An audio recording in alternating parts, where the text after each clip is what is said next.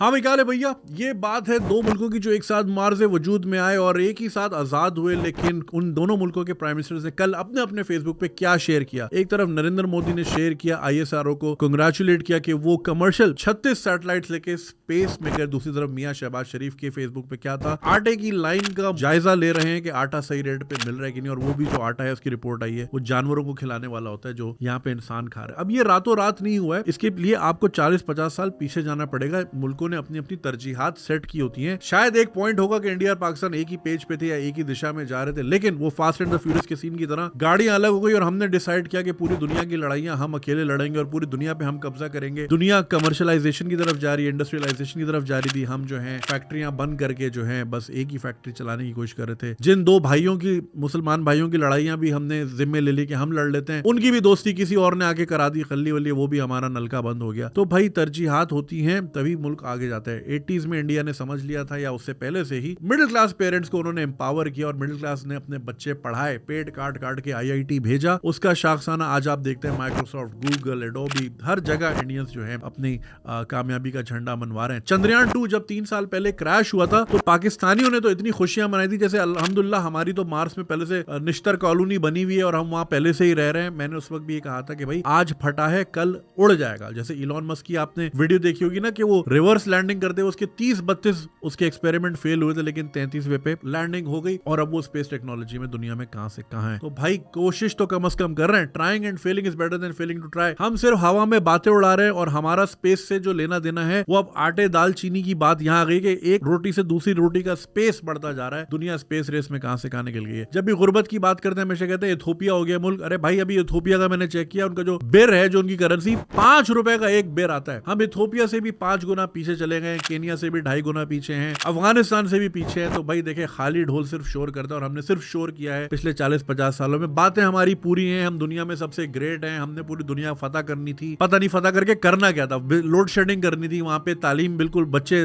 2 करोड़ बच्चे स्कूल से बाहर करने थे, दुनिया फतह करके करना क्या था। ये गेम प्लान कभी आज तक समझाया नहीं हमें। खैर, खाली ढोल ज्यादा शोर करता और हमने हमेशा शोर किया। पिछले 50 साल से अगर आप खबरें उठा लें, अखबार उठा लें, आपको वही चीजें नहीं मिलेंगी। ये 1973 का डॉन है जिसमें लिखा है कराची में डकैती और मगिंग बढ़ गई और आज भी हम वहीं के वहीं खड़े हैं। टैक्स एमनेस्टी के भी सुना कि आप कितनी कटिंग्स देखते हैं, वहीं के वहीं खड़े हैं। सियासी अदम इस्तेहकाम है, उस वक्त भी हुकूमतें गिर रही थी, आज भी हुकूमतें गिरी हुई हैं, नजरों से भी गिरी हुई हैं, काम में भी गिरी हुई हैं, परफॉर्मेंस में भी। कोई एक इंडिकेटर ऐसा नहीं है होप का। पहले कम से कम होप वाले गाने तराने बन जाते थे तो उम्मीद रहती थी, अब वो भी नहीं आते। ठीक है ना। फिर लोग मुझे एयरपोर्ट पे पकड़ कहते हैं यार आप मायूसी फैलाते हैं, बच्चों को कहते हैं पाकिस्तान से बाहर चले जाए। अरे पाकिस्तान में रहने का कोई वजह तो बताएं, कोई एक इंडिकेटर दे दे कि भाई ये एजुकेशन की पॉलिसी है। मैं मानता हूं इसको 30 से 40 साल लगेंगे, अगर आज हमने डायरेक्शन सही की 40 साल बाद रिजल्ट आएगा, मगर मुझे वो आज तो दिखाओ कि भाई हमने ये यूनिफाइड पॉलिसी बना ली, इसको कोई नहीं छेड़ेगा, जो हुकूमत आएगी इसको नहीं छेड़ सकती। या इंडस्ट्रियल पॉलिसी है, या एनवायरमेंट पॉलिसी है, या पॉपुलेशन मैनेजमेंट, कोई तो चीज बता। कोई टीवी चैनल खोल ले, हर जगह एक ही चीज चल रही है, जमान पार्क पहुंचो, इस्लामाबाद निकलो, यही चल रहा है। तीसरी कोई बात ही नहीं है। आम आदमी की जिंदगी बेहतर लाने के लिए कोई बात नहीं हो रही और 1 बिलियन को हम तरस रहे हैं, जबकि हमारे पड़ोसी में ट्रिलियंस की इकोनॉमी है। यानी अगर आपके मोहल्ले में 2 अरबपति लोग रहते हैं और आप रोडपति हैं तो, और आप फिर चौड़े भी पूरे हैं, धमकियां भी आप पूरे लगाते हैं, तो भाई बेहतर ये है कि डंडा साइड में करके बंदा थोड़ा बात कर ले कि थोड़ा यार हमें भी सिखा दें। जिंदा रहेंगे तो मुल्क होगा भाई, इंसान होंगे तो मुल्क होगा भाई। तो इंसानों को रखने के लिए थोड़ा